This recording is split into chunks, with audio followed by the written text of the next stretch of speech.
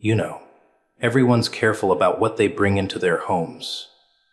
Clean floors, locked doors, fresh air, good vibes. But what they forget is the filth they carry inside themselves. The kind that doesn't wash off. The kind that smiles while it poisons everything around them. It's not the dirt on your shoes that ruins a place. It's the bitterness, the envy, the fake kindness you let walk through your front door. People think danger wears a mask, but most of the time, it walks in smiling, sits at your table, and calls itself a friend. Energy carries farther than words ever will. People think silence means peace, but silence can hide storms. You can walk into a room, say nothing, and still feel the tension hanging in the air like smoke after a fire. That's energy. It lingers. It spreads. It infects. Words might fool people, but energy never lies. You can dress up, smile, shake hands, act polite, but if your energy's rotten, it seeps through every crack. People feel it even when they can't explain it. That's why some folks make a room colder just by walking in, while others light it up without saying a thing. Most people don't realize how contagious they are. They carry their moods, their bitterness, their anger, like invisible dust. They dump it everywhere they go. On your walls, your couch, your peace. You let them in because you think you're being kind, being social, being understanding. But what you're really doing is inviting chaos into your sanctuary. You clean your dishes, sweep your floors, spray your air fresheners, but you never cleanse your energy. You never notice how heavy your home feels after certain people leave. You never question why you suddenly feel drained, restless, irritated for no reason. That's because energy doesn't need permission. It just travels. You ever meet someone who talks nice, compliments you, acts sweet, but when they leave, you feel smaller? That's not conversation, that's consumption. Some people don't talk to connect. They talk to drain. They don't visit to share joy. They come to offload their misery. They wrap it in small talk, in laughter, in fake interest, but underneath it all, they're bleeding, and they want you to bleed too. Misery doesn't like company. It needs it, because it can't survive alone. That's why you have to be careful who you let into your space. A person's energy is like perfume. Once it's in the air, you can't ignore it. But unlike perfume, not all of it smells good. Some of it's toxic, suffocating, invisible poison that clings to your thoughts long after they're gone. You start thinking their thoughts, doubting your blessings, replaying their negativity. They leave, but their energy stays behind, pacing your halls like a ghost. And you call it just a bad mood. It's not. It's residue. Energy is more honest than words, because it can't fake tone or expression. A person can smile at you and hate you at the same time. They can call you friend, while secretly resenting you. But their energy will always betray them. It'll slip through the cracks of their politeness.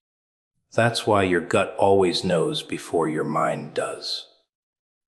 You feel the warning, but you ignore it.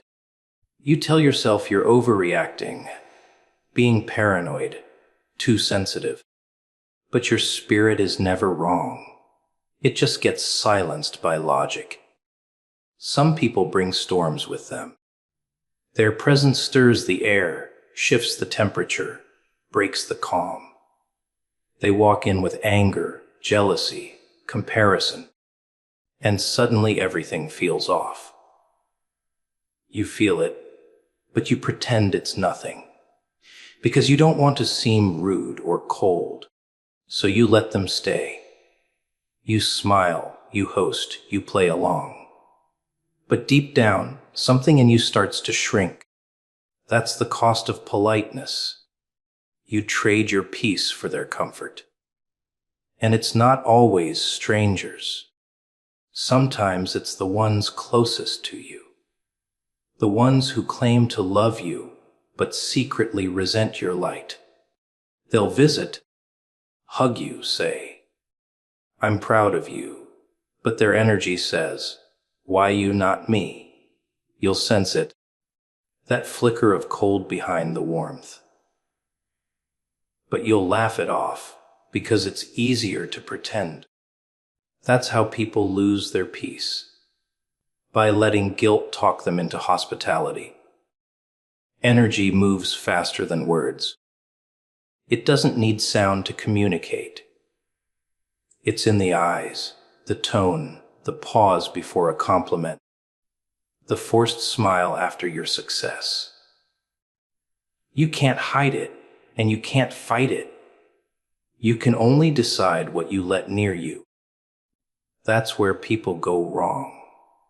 They think protecting their peace means cutting off arguments, not realizing it starts way before that. It starts with paying attention to how people make you feel, not just what they say. Your home should be a reflection of your inner calm, not a collection of other people's chaos. You can't heal in a space filled with borrowed pain. You can't grow where someone's resentment lingers. But the problem is, most people don't believe in energy until it breaks them. They don't understand how something invisible can destroy something sacred. But that's the thing about energy. It doesn't need to be seen to be real. It just needs to be felt. You can tell who carries peace and who carries poison by how your soul reacts. Some people enter your space and you breathe easier. Others enter, and you suddenly remember every problem you thought you'd let go of. That's not coincidence. It's connection. They bring what they carry, and if you're not careful, they'll leave it with you. Then you'll find yourself fighting battles that were never yours, feeling emotions that didn't belong to you, losing sleep over shadows that came from someone else's storm. Energy travels, it attaches, it transforms spaces, and once it finds a home, it doesn't leave easily. That's why awareness is protection. That's why silence is sacred. Because when you learn to read energy, you stop explaining yourself, stop forcing connections, stop letting people walk into your home with chaos disguised as charm. You stop cleaning up messes that aren't yours. You start protecting your peace like it's gold, because it is.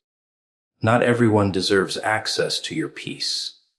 You see, peace isn't just quiet, it's power. It's the rare kind of silence that doesn't mean weakness, it means control.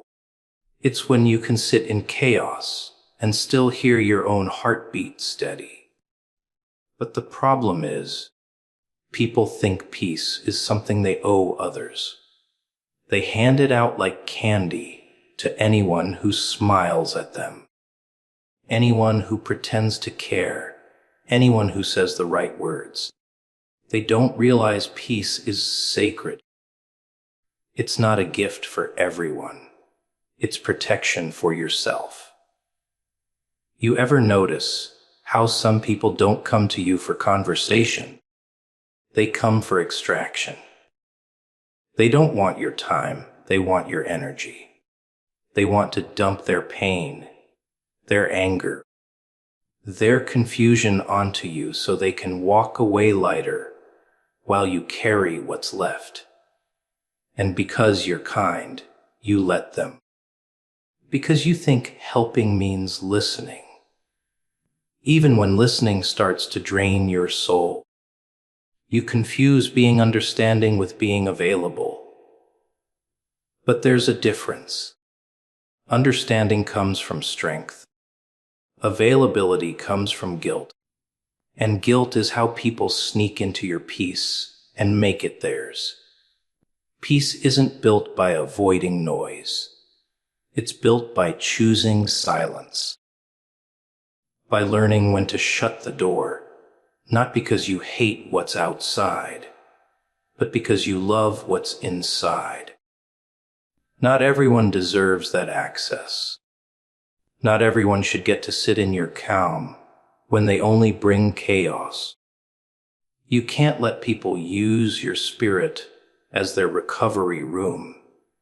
They'll keep coming back for more, until you forget what peace even feels like. And the worst part, they'll still call you selfish when you finally stop letting them in. People don't realize how entitled they've become to other people's peace. They think because they're family, or old friends, or coworkers, that they have a right to unload on you anytime. They don't care what you're carrying. They just want somewhere to put their mess. But peace doesn't mean becoming everyone's dumping ground. Peace means boundaries. And boundaries always offend those who benefit from your lack of them. When you start protecting your space, people will call you cold, distant, arrogant. But they'll never admit that what they really miss is your silence. The silence that made their chaos bearable. You can't heal in a house that's open to everyone. Every knock, every call, every message, each one pulls a piece of you away. Some people don't even realize they drain you. They're not bad. They're just broken. But broken people, when left unchecked, will break anything they touch, including you. And if you keep trying to save everyone, you'll start drowning in problems that aren't even yours. That's not compassion. That's self-destruction disguised as love. Peace demands protection. It's not built through words. It's maintained through distance. You can't argue with chaos and expect calm. You can't convince noise to be quiet. You have to cut access, lock the door, walk away. Because the same people who disturb your peace will never take responsibility for it. They'll make you feel guilty for leaving, but they'll never thank you for staying. That's how emotional thieves work. They make you feel like you owe them peace while they steal yours. You ever notice how peaceful people attract chaos? Like light attracts moths. It's not because they're weak. It's because their calm exposes the storms in others. People who can't handle their own silence come looking for yours to drown in. They'll test your limits, poke your patience, push your buttons. Not because they hate you, but because they hate how you're unbothered. Your peace reminds them of what they've lost. And instead of learning from it, they want to ruin it. Because misery doesn't like mirrors. It likes company. You can't give everyone access and still expect peace to survive. You have to learn the art of selective connection. Who gets your time? Who gets your energy? Who gets your silence? It all matters. Some people should only have your smile, not your story. Your hello, not your hours. Your kindness, not your closeness. Because the closer they get, the more they take. Peace is a garden. Too many visitors trample the flowers. And don't mistake loneliness for peace's price. People will leave when you stop letting them use you. That's normal. They were never there for you. They were there for what you gave them. And when you stop giving, they'll call it betrayal. Let them. You don't owe explanations for protecting what keeps you sane. The ones meant for you will never make you choose between your peace and their presence. They'll fit into your calm, not fight it. Peace is a kind of power most people will never understand because they're addicted to noise. They can't sit still. They can't face silence without distraction. But you learn to love it. You learn that your peace is not negotiable. It's the difference between reacting and thinking, between surviving and living. You start to notice that life feels lighter when you stop explaining yourself to people committed to misunderstanding you. Not everyone deserves to sit at your table. Some people only come to spill what they can't hold. Some come to eat what they didn't earn. Some come just to see what's on your plate. But when peace becomes your priority, you start closing chairs. You stop feeding what doesn't feed you. You start seeing that peace isn't about isolation. It's about insulation. You don't cut people off because you hate them. You do it because you finally love yourself enough to stop letting them walk barefoot across your mind. Hidden intentions destroy quiet places. It's never the loud ones you need to fear. It's the quiet ones who smile too long, listen too closely, agree too easily. They come carrying calm, but it's borrowed. They come speaking peace, but it's rehearsed. And you won't notice at first, because poison never introduces itself. It blends in, moves soft, waits for the right moment to strike. That's how hidden intentions work. They don't knock down your walls, they study them.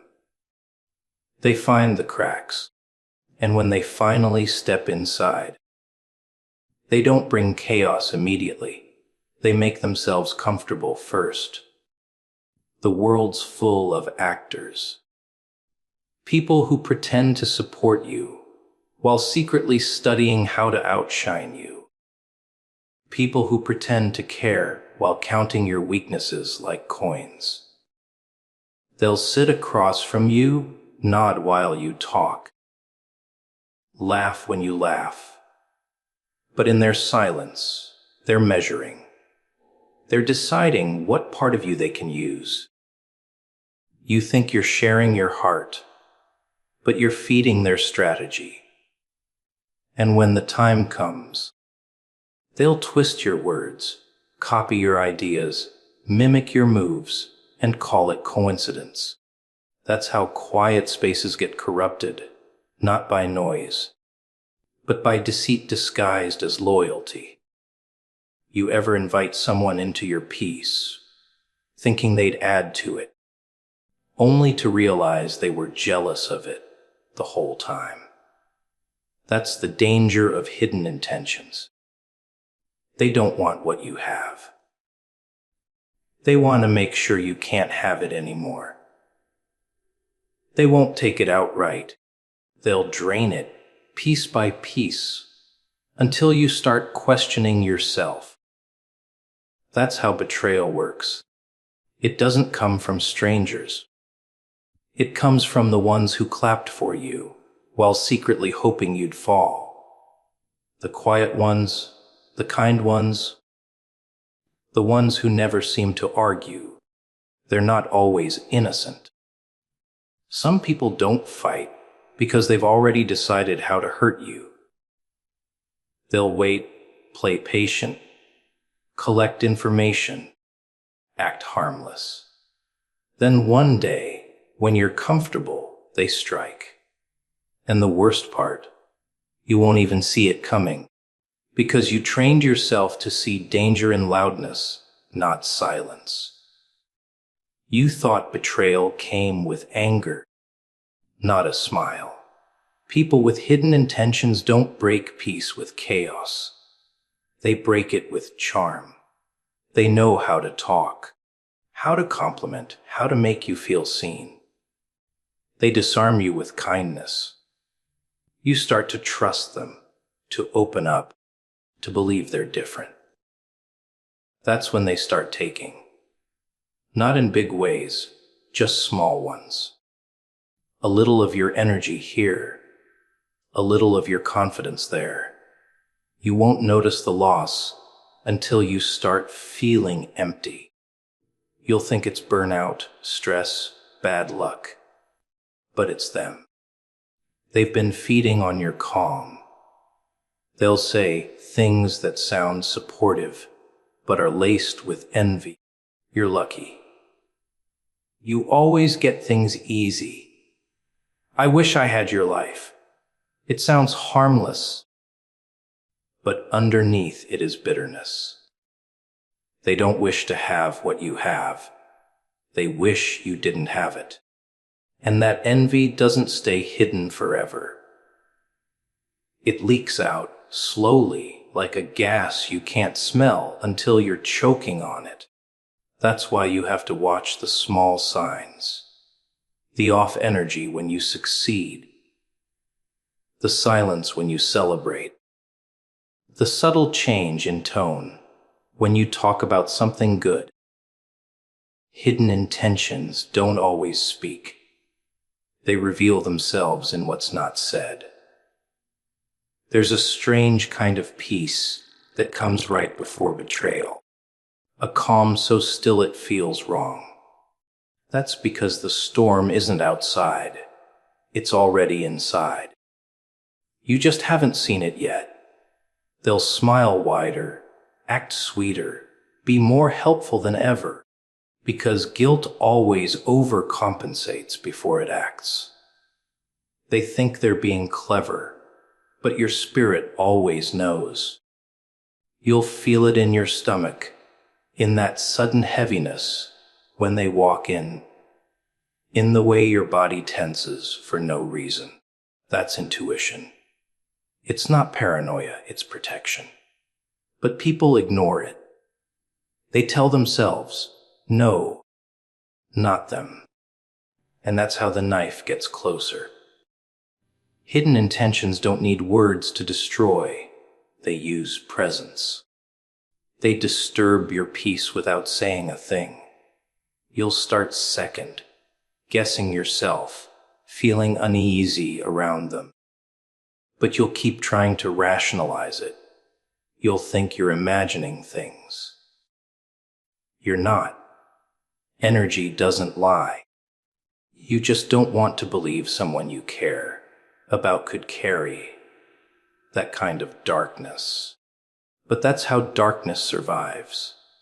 It hides behind love, behind loyalty, behind, I'd never do that to you.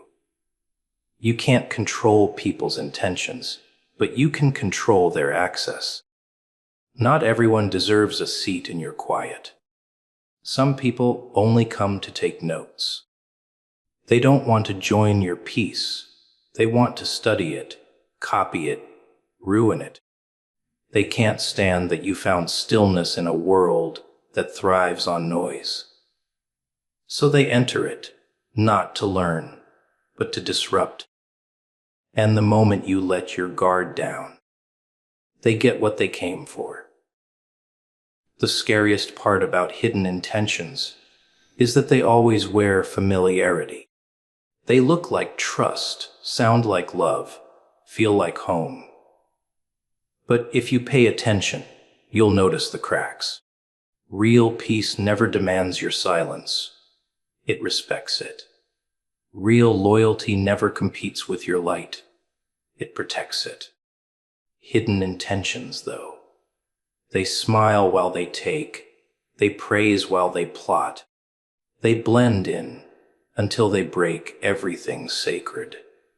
And when they're done, they'll act like they did nothing at all. Because to them, your peace was never a gift. It was a challenge. Familiar faces can hold unfamiliar darkness. That's the part people never want to believe. That sometimes the ones you trust the most are the ones who'll hurt you deepest. It's easy to guard yourself against strangers. It's harder to see danger in someone who knows your laugh, your stories, your scars. You drop your defenses because you recognize their face, their voice, their touch. But you forget. Time doesn't make someone pure, and history doesn't make them safe. Sometimes the monster doesn't sneak in through the window. It's been sitting at your table the whole time.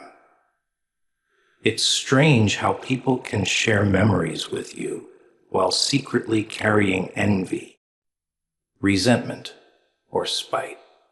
You think they're proud of you, that they're happy for your growth, but somewhere inside, something in them twists whenever you rise. They remember when you were smaller, weaker, more dependent. They liked you better when you needed them.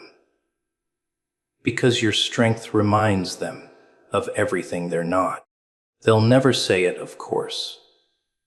They'll still call you friend, still hug you, still smile, but the warmth will start to feel forced. And deep down, you'll know something's changed, even if you can't name it. Darkness doesn't always come wearing a mask. It wears familiarity. It uses your trust like a weapon. The people closest to you know where to aim. They know your insecurities, your fears, your soft spots. And when they decide to hurt you, it's not random. It's surgical. They don't need to scream, don't need to hit, don't need to betray loudly. All they need is a quiet word, a little doubt planted at the right moment, a small withdrawal of support when you need it most. That's how familiar darkness operates. Not with explosions, but with erosion. It wears you down slowly until you start blaming yourself. You'll tell yourself they didn't mean it. You'll justify their silence, their coldness, their passive jabs. You'll say, they're just stressed, or they're going through something. Because believing that they've changed feels worse than losing them. But one day, you'll wake up and realize you've been protecting a ghost. The person you thought they were doesn't exist anymore. Or maybe they never did. Maybe you only saw what you wanted to see. That's the trick familiarity plays. It blinds you. You stop paying attention because you assume you already know them, but people evolve. And sometimes that evolution grows darker. Some of the worst energy in your life doesn't come from enemies. It comes from those who call you family. Because jealousy doesn't always look like hate. Sometimes it looks like, I'm just joking. Sometimes it hides behind advice that sounds wise, but feels wrong. They'll tell you to be careful, to slow down, to think twice. But what they're really saying is, stop shining so bright. It's making me uncomfortable. They'll smile through gritted teeth, say congratulations through envy, and you'll feel it even if they hide it well. The dangerous part is, their darkness doesn't announce itself. It creeps in through comfort. You'll keep giving them chances because of shared history. You'll keep letting them in because of what they have used to be. But familiarity creates blindness. You stop testing intentions because you assume love is enough. It's not. Love without boundaries becomes an invitation for betrayal. You can't keep letting people in just because you've known them forever. Time doesn't earn trust. Truth does. It's hard to accept that the ones you defend are sometimes the ones who secretly hope you fail. They won't attack you directly, no. They'll just plant doubt. They'll compare you subtly, make you question your choices, mock your dreams with a laugh that sounds harmless but feels sharp.